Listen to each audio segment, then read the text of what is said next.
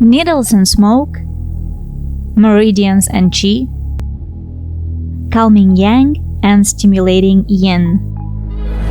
What did I get myself into? It will all make sense in a moment, I promise.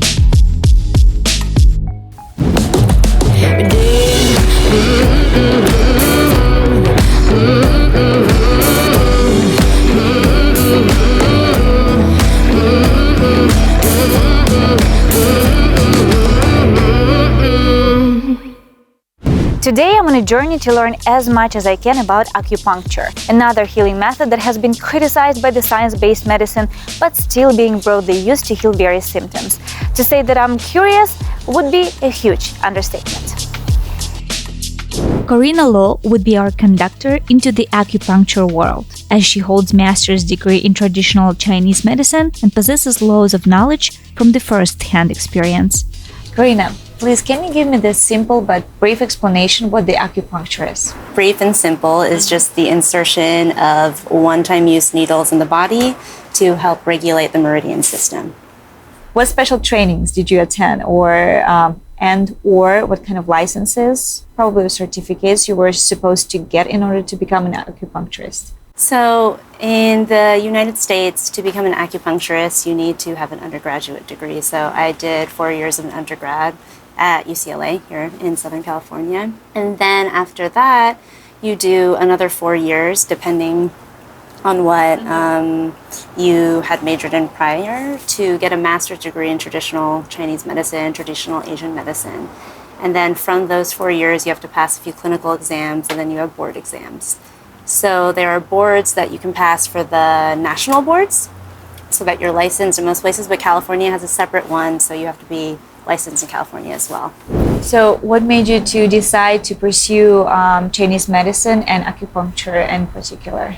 Well, so I'm a second-generation Chinese American, and there is a little bit of history for my family in the idea of herbal medicine and kind of like Chinese folk remedies, but I found my way to Chinese medicine in the same way that a lot of other people find their way to these kinds of healings, is through my own personal healing. I got very sick when I was 22, and I went through a series of different Western treatments, and while they were helpful in remedying the issues in my body pretty immediately, everything would continue coming back.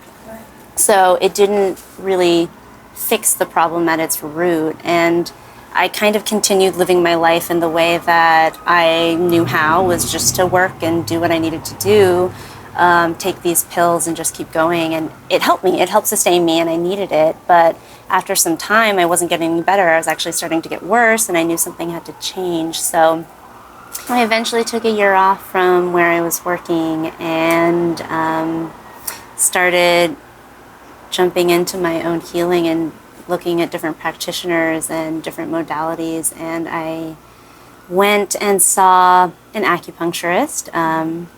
And when I walked out of that first treatment, I felt like I was being lifted up by my ears. Like my whole body was so much lighter. And it's interesting because kind of the area around the ears in Chinese medicine, the meridians, are associated with the gallbladder. And the gallbladder is also associated with like the idea of decision making. Mm-hmm. And after I came back from that treatment, I went into work and I told my creative director, I was an art director at the time, that I was done.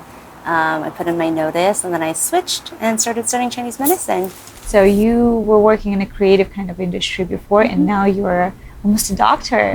Or is it a doctor? If you have your doctorate, so after your master's, you can do another doctoral program after that, and then you would be called a doctor. I don't have my doctorate, although I'm hoping to get that soon, given this time. On a journey to take under control my frequent headaches, as well as for the sake of expanding my personal knowledge and fighting my internal skeptic, I am open to try out pretty much whatever it takes. So if I need to allow someone to stick a bunch of needles into my physical body, well, let it be. No, I'm not afraid of needles. On the contrary, I'm extremely curious how, and most importantly whether, such a tiny metal thing can do any good to me. how the acupuncture can help with the headaches. I'm asking because obviously I am suffering from the headaches frequently, unfortunately, and I'm always looking for some sort of, not cure, but some sort of a treatment that will help me. Headaches are super common. A lot of people come in because they're hoping that acupuncture can help, and for the most part it really does. So what we would do is have a conversation first. We would do an intake. You would tell me about the location of the headache, like is it on the side of your head, is it behind your eyes, is it the base of your skull. Then I would ask you when you get the headaches. Is it seasonal? Is it when it's about to rain, or is it when you're working? Is it when you're stressed?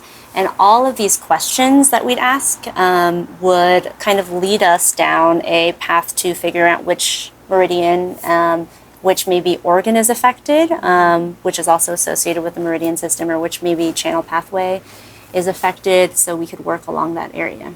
So let's quickly break down how the acupuncture needles work on you. Because I've seen those like very, very tiny, you barely can see them needles. But then some people gonna just freak out and run away, right? So the acupuncture needles are so small, they're so small. You can fit about 700 acupuncture needles in one hypodermic needle. Which is the needles that you get when you get shots. So if you've had hypodermic needle is like a wider gauge needle. So when you get a shot at a doctor's office, you could fit about 100 acupuncture or 700 acupuncture needles in those needles. So they're so much smaller than the needles you would get in normal like Western shots. So just know vaccination that it's, or whatever. yeah, with vaccinations, and it's much less painful because they're so skinny. Most times people don't even feel it. Sometimes you feel a little bit of what we call a chi sensation, which you might have experienced when we treated you, which is a little bit of a tingling, or it runs up and down, or a dull achy sensation. But it's not very painful, and if there is any pain at all, it lasts for just a brief moment. So there's nothing to be scared of. But what is that? So once again, that sensation, it was almost like electric. Well, hopefully it wasn't. So what we try and do is make sure that it's like, so there's a difference between like a nerve pain and then a chi sensation. The points that I did around here are pretty sensitive, but a chi sensation will be, you'll feel tingling, you'll feel maybe some numbness, or maybe you'll feel like heavy weighted pain. If it shoots and it's cold and it's super painful, sometimes can be a sign that like maybe it's either not in the right place or that there was like a lot built up there, but it shouldn't be too painful. But usually what I get when I treat people, what they say about the sensation is that you'll feel like a weighted feeling, and sometimes it'll connect to different other parts of your body. Like I'll needle you here, and you'll feel it in your head, or you'll feel it in your side. Right. Because it's all connected, obviously. Do the needles work only on the contact, or they continue to work after the treatment as well? They continue to work after the treatment as well. So really what it is kind of activating your own body's internal kind of like healing systems to kind of just turn on. So when you're in the treatment, you might not even feel much, but you might notice that the second day you feel more calm, or you feel more relaxed, or you feel less pain.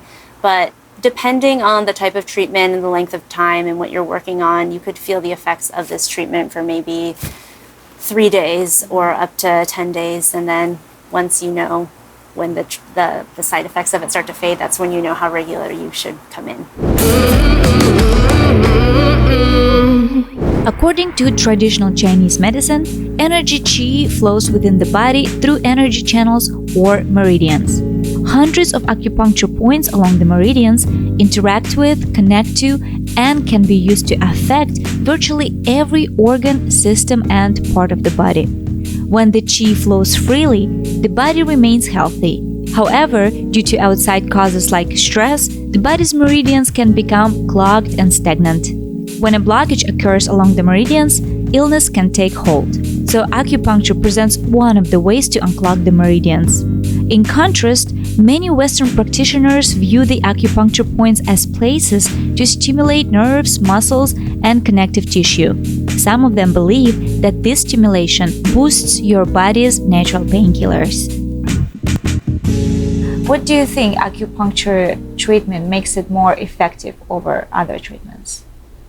I think it depends on the the level of effectiveness you're talking about, what I find, because I don't necessarily think acupuncture treatments are more effective than all treatments all around, but I do think that with the fundamental theories of Chinese medicine, you work at a root cause, like we were talking about before during your treatment. We don't assess just a symptom, say maybe you had a headache and we want to treat the headache. Yes, we'll do that. We'll talk about that. But I'm also going to ask you about why we think you have a headache, how long you've had a headache, when did it start, and what the root cause of the headache is. And what I think is also really effective about acupuncture in Chinese medicine is that there's no other system in Western medicine that looks at the body the way that Chinese medicine does, because the meridian system and the channel system, I'm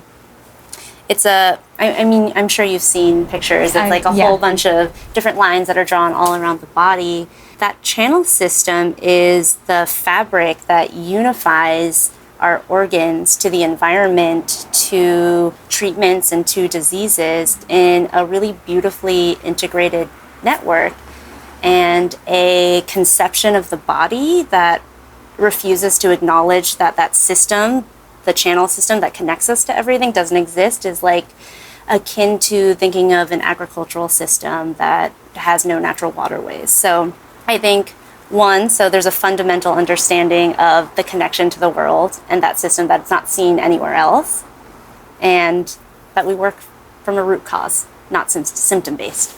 Who would make a very good candidate for acupuncture?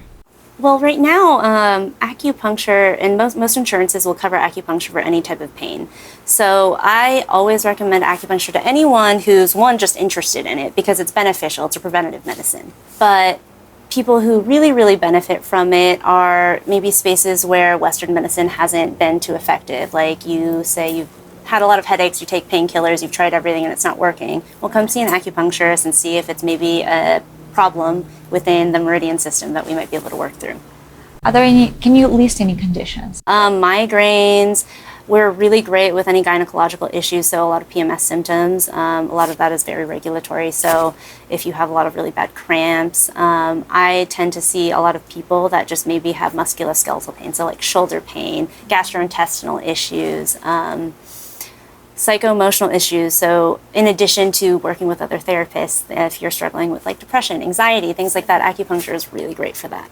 Actually, I've heard that the acupuncture also can boost an immune system, right?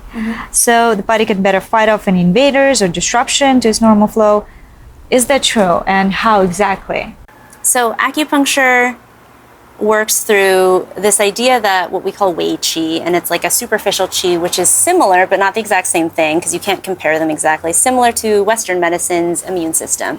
So what we would do is we work at the level of the wei qi, trying to increase kind of circulation there, making sure that if you imagine it's like this like thin netted fabric around you that protects you from the outside world, we kind of work to push the qi out so that it's circulating around that area to protect you. And that's kind of a more esoteric, imaginative way of thinking about it. But there are a lot of studies that show that when you get acupuncture, it releases a series of hormones that help relax you. It could activate the parasympathetic response of your body, which is what we call in medicine a rest and digest. So when you're relaxed and you can start digesting food, your inflammation markers start to go down, your white count can start to increase and start taking care and cleaning up the rest of your body, things that it's trying to work on but can't work on when you're like always stressed, holding on to tension. So the Western like understanding of how acupuncture works, there are only hypotheses. Like there's no certainty about how it works, but there's evidence that it does work. They're not sure why. As acupuncturists and Chinese medicine practitioners, we like know why we think it works, but they're both very important things to kind of look at. Rarely in the medicine practiced in ancient China were acupuncture needles inserted without also treating patients with moxibustion, a therapy that involves the burning of specific herbs at acupuncture points. Today, moxibustion is primarily used to treat a deficiency of yang energy in the body. It is yang energy that governs movement and warmth. A deficiency of yang results in cold symptoms. Another fascinating treatment that I've experienced with you today was a Moxibustion, right? That's how what's moxa made of, and what is the Moxibustion? So, Moxibustion is under the umbrella of Chinese medical treatment. It's just another modality. So it's not just acupuncture, but Moxibustion is a form of heat therapy. So you take mugwort or artemisia, and then you compact it into a small stick, so it looks like a little bit of a cigar, and you burn it, and the heat from the moxa and the properties of that herb help to warm and circulate the systems in which you're using it. And it's just very pretty. But mugwort isn't something that we only use. So moxa is just the burning of it on the body. But you can also take mugwort. In Chinese, we call it ai. You can ingest it. You could also put it topically. We'll do it for rashes, things like that. But when it comes to Moxibustion with the smoke therapy, that one works a lot for alleviating pain, increasing circulation. The warmth of it is similar to, and has been shown to be similar to, kind of infrared heat that can get deep into the muscle layer. But what's interesting in some of the studies is that they will do infrared heat, and it has a certain wavelength that can penetrate just as deep as the moxa, but the wavelength of it is different than what the herb looks. When the herb is burned, it looks very unique. So if you're thinking about it from a perspective of how heat is communicating to your body, it's not exactly the same as infrared heat, but it can reach the same level, but the language is different, if that makes any sense. It makes total sense. Yeah. So Moxibustion also helps to kind of increase circulation in the pelvic area and the uterus. So it's been used a lot to flip breeched babies. And that happened, it's been shown so effective to flip breeched babies that in Western hospitals now, sometimes when a baby is breeched, they'll put a heat lamp at the end of the feet because there's one specific point that runs from the end of the pinky toe that goes up, and we use Moxibustion on the end of that pinky toe, and then it can flip the baby sometimes, but that's one of the unique things about it. Does it always have to go together with acupuncture? It can be used as a separate treatment? Used separately often. I use it when the seasons change. Without acupuncture, I'll use specific points and make sure that if it starts to get colder, to help prevent me getting a cold, I'll do Moxibustion every day for a week, and it'll feel great.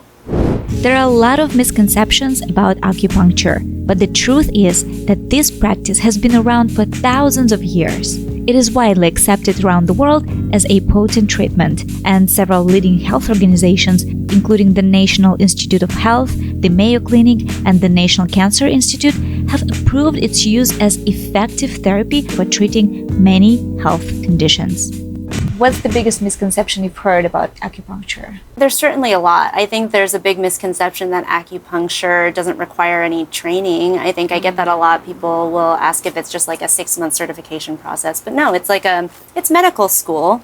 So it's over 8 years of education to get the bare minimum of your license. Wow.